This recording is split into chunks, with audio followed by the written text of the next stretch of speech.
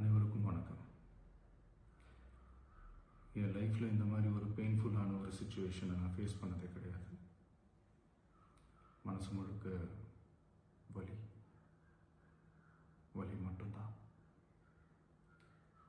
இந்த சுற்றுப்பயணத்தில் என்னென்ன மக்கள் பார்க்க வராங்க, அதுக்கு ஒரே ஒரு காரணம் தான், அவங்க என் மேலே வச்சிருக்கிற அன்பும் பாசம்.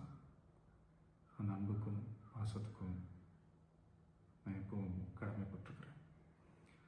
அதனால தான் இந்த சுற்றுப்பயணத்தில் மற்ற எல்லா விஷயங்களையும் தாண்டி மக்களுடைய சேஃப்டி, அதில் எந்த காம்ப்ரமைஸும் பண்ணிடக்கூடாதுன்றதுக்காக தான் அது என் மனசில் ரொம்ப ஆழமாக இருக்கும் அந்த எண்ணம்.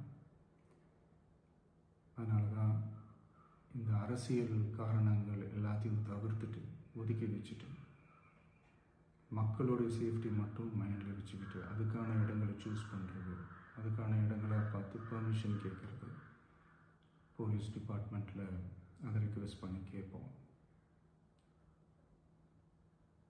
ஆனால் நடக்கக்கூடாதது நடந்துருச்சு. நானும் மனுஷன் தானே. அந்த நேரத்தில் அத்தனை பேர் பாதிக்கப்பட்டு இருக்கும்போது எப்படி அந்த ஊரை விட்டுட்டு என்னால் கிளம்பி வர முடியும்? நான் திரும்ப அங்கே போகணும்னு இருந்துச்சுன்னா அதை ஒரு காரணம் காட்டி அங்கே வேறு சில பதட்டமான சுச்சுவேஷன்ஸ், வேறு சில அசம்பாவிதங்கள் அந்த மாதிரி எதுவும் நடந்துடக்கூடாதுன்றதுக்காக தான் நான் அவாய்ட் பண்ணேன். இந்த நேரத்தில் சொந்தங்களை இழந்து தவிக்கிற அத்தனை குடும்பங்களுக்கும் என்னுடைய ஆழ்ந்த இரங்கலை தெரிவிச்சுக்கிறேன். எனக்கு தெரியும், என்ன சொன்னாலும் இது ஈடையாகாதுன்னு எனக்கு தெரியும். ஹாஸ்பிட்டலில் ட்ரீட் பண்ணிகிட்ருக்கிற எல்லாருமே சீக்கிரமாக க்யூர் ஆகி வரணுன்றது இந்த நேரத்தில் நான் வேண்டிக்கிறேன். கூடிய சீக்கிரமே உங்கள் எல்லாரையும் நான் சந்திக்கிறேன். இந்த நேரத்தில் எங்களுடைய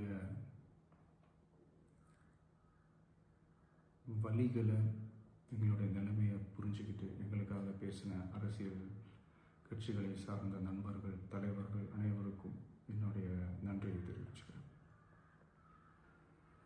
கிட்டத்தட்ட ஒரு 5 மாவட்டத்துக்கு பிரச்சாரத்துக்கு போனோம்.